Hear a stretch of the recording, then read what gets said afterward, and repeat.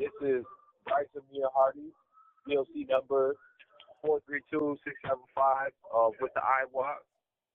Today, we're going to be talking about a very important topic that people around the United States are facing, which is reentry. People that are in prison, people that are getting out of prison, we all face this problem. I have a guest speaker today.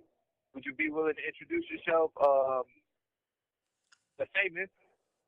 Yes, name is Lawrence Walter Hardy. I'm a known advocate within the community and also done 20 plus years incarcerated.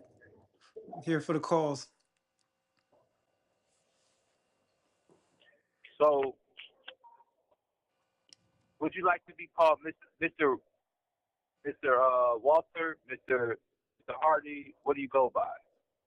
Well, well, a lot of people call me Mr. Stand on Your Business, but you can call me Mr. Lawrence and Mr. Hardy, whichever is suited. Which Okay. Just for everybody to know, this is Mr. Family Business. We're gonna, moving forward, I believe that my time incarcerated, which has been 6 plus years, I received a 35-year sentence at the age of 20, about 24, 23 years old, and I have 29 more years to go. And from my experience dealing with the reentry services that are offered through DLC, we're told reentry begins the first day of incarceration. Now, this is new to people first coming into jail, people doing their first day in DOC custody. But Mr. Lawrence, do you believe that rehabilitation is important when it comes to reentry? I honestly believe that reentry is not important or essential, but it's the heartbeat of a rebirth to second chances when someone's facing incarceration. So yes, it's truly paramount. And moving forward, I like to add a little bit to it because as as as the brother said, reentry is very important, and the heartbeat to the body, which is what we're talking about here, is rehabilitation. How are we able to re-enter society when we are not rehabilitated? That is like saying, how are we able to buy a car off a lot with no engine and expect it to work? So another question I have for you, for our guests, is what do you believe is the most important part of reentry? Well, I believe one of the key factors, essential factors of reentry is first knowing yourself and knowing your self worth. Once you know that, then you can navigate or construct a good blueprint as far as what direction you want to go. Because there's a lot of different reentry programs. There's a lot of curriculum. There's a lot of education out there, whether it's vocation or academic. So it depends on a person. So once the individual basically knows who they are, then they're better to know what direction they want to go. So I think that's the first part of it.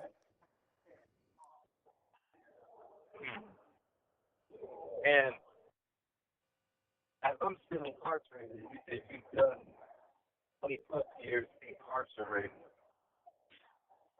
How much time have you done outside of the prison while still dealing with DOC? Oh, you're saying after I repeat the question again so I get some clarity. As you said earlier, that you've done 20 plus years incarcerated. How much time have you done out of custody while still dealing with DOC. Oh, I've been still connected with the Department of Corrections and advocating for incarcerated individuals since I've been out. Like it's really like since day one of my release. I've been active in communities and outreach programs and a lot of individuals that's still incarcerated. Plus, such as what we're doing now to help educate not only the people incarcerated but the outside communities and organizations. So probably I want to three plus ask. years. I want to ask a tough question, and it's a question I struggle with answering. Maybe it's easier for you to answer. Maybe it's difficult for you to answer. But I know this is something on everyone's mind. Why are the solutions to the problems that we face as incarcerated members re-entering society so difficult to solve? Thank you. Well, that's if that that is a hard question, so I'm gonna give you a hard, realistic answer. Reentry, recidivism, rehabilitation was all meant was designed as it's a system was designed to fail. As far as Department of Corrections and everything, they don't want to see individuals who have made poor decisions or costly mistakes to succeed because not just on the economic level where they'll feel that they'll lose money, but it's a system. It's a broken system, and that's why there's so many different obstacles and loopholes and roadblocks that we incarcerated individuals and individuals who have been released face. And once individuals become aware of that and have knowledge of that, then believe me, they will start developing a mindset in their behaviors. Once they have the mindset of it, then they'll go on their behaviors and their actions and their thoughts will change for betterment. So hopefully that's a question that I was able to answer for you. Oh, most definitely. I'm pretty sure some of the viewers are feeling more comfortable about re-entering, and the people that don't understand prison politics at all kind of have an understanding of. This will lead us into the next question. What are some of the difficulties that you face when you were re-entering into society and that you may continue to reface? And to try to, I guess, rephrase the question to where it's more general, what are some of the things that you were told that would be handled when when you were putting your reentry plan together when you were behind the walls versus when you hit the street? It was completely different, like a reality shock. Yes, yes. Yes, that's also a good question. And the first, I say, well, obstacle roadblock that I did face was as far as linking up with parole, and um, that's definitely a myth that definitely needs to be shone some light on because as far as the parole, they were entitled to set up certain network of connections for you that they said they deemed that your parole officer or the administrator of parole would help you with. But in reality, they're just there to ask questions and not even guide you. They're just there to ask questions and do phone calls and pop-up visits. So a lot of the networking or the contacts that I was hoping or expecting for them to receive from them or for them to present to me, they didn't have. They didn't have. So that would have been an obstacle, but I was reluctant to trust this type of outlet because it's part of the system. So I prepared myself prior to being released, uh, and and that helped me with my reentry. But I still fell in some roadblocks because of parole was steering me down different ways, trying to get me to take certain programs, outside programs that I already took when I was incarcerated that I didn't need because it was a money thing. So that would have wasted a lot of my time if I wasn't educated in this area. And so that was one essential thing that I faced, roadblock that I faced. So let let's let's let's dive in, if you will, if you because I want to keep our audience interested, but I also understand, as you said, there are many challenges, and that was only one of the challenges that you faced. We all know the drugs, the the street life, the women, money, fast cars. We all know about these things because we've dealt with them in our prior life. As I like to say, our prior life, because once we decided to make a change, we're then living a new life. So, upon your reentry back into society, how did you deal with those temptations? How did you get away from them? How did you kind of how did you sucker duck? I should say. How was sucker ducking? Like how did you do it? Well, that did cause for a lot of, as far as the temptation, and they always say that the devil doesn't sleep. So, well, how I started was,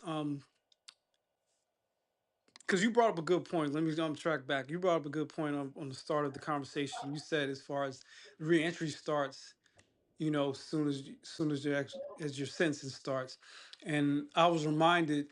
Someone told me long ago when the judge at your sentencing, when the judge hits the gavel, that's when you start your reentry.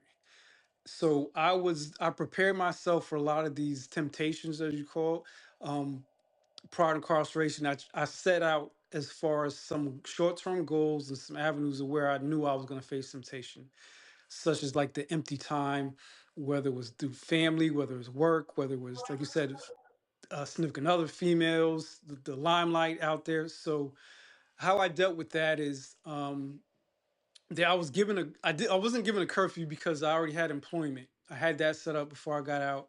So what I did was the first thing I did was seek my employers that I wanted to do overtime. So I basically filled the voids with some positive, constructive things that didn't just benefit me financially or mentally, but also helped out like financially with my family or my other goals that I set. So from practicing and studying and getting certified in sign language and doing it in my off time, to doing overtime at work, to spending more time with family, to navigate, to also spending time with friends and socializing, to doing a lot of um, volunteer work, advocating for the prison system and things, their essential needs. Those are some of the things I did, and I spent a lot of time also in my faith. So individuals who are or faith based, I did a lot of time spending time in church, reading the Bible or study groups, things of that nature, and and I did a lot of time searching myself, getting to know myself, spending a lot of time with myself.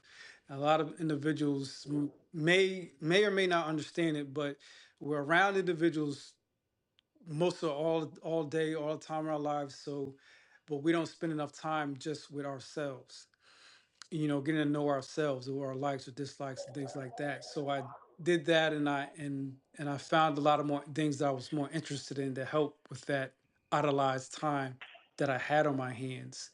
And whether it was just reading books, just sit down and actually holding a book and reading it, to doing a lot of things in the past time, and also education. If individuals are going from education, is good to get back in education if it's or something that you do with your hands, vocational, even if it's something learning a new instrument or a new language.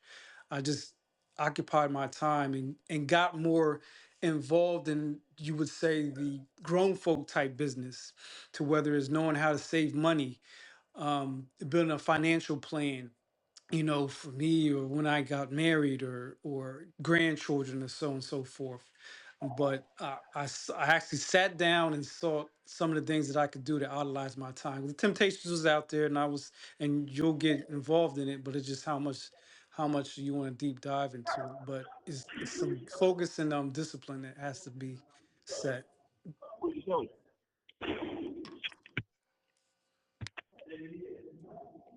So I guess one of the one of the final questions I really want to wrap up. Like I want to end on a really positive note, but I also want to kind of give credit to you as well. A lot of the brothers, we're in situations in this prison system that we put ourselves into, and it takes a little bit of time to take accountability and responsibility for our actions and the changes we want to be made in our life.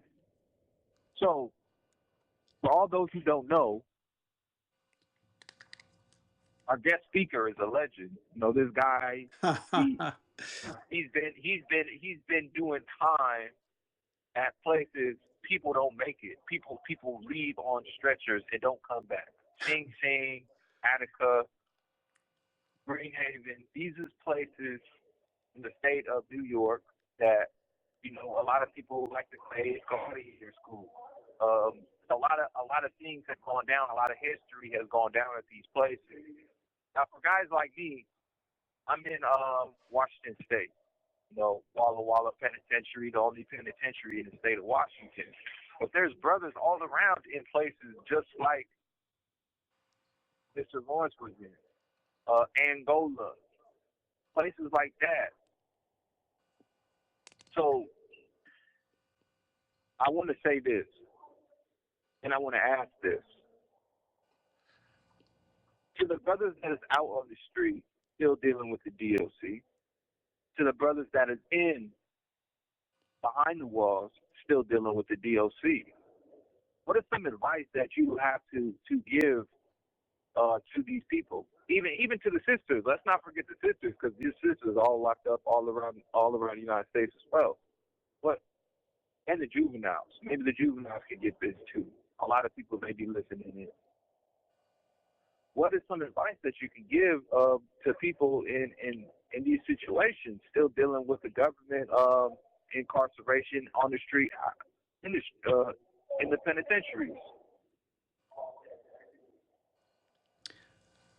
I guess there's many things I probably can help to educate and edify, but for right now, I definitely want to address this to all those who are putting their time in, or doing the time, or have done time, or supporting those.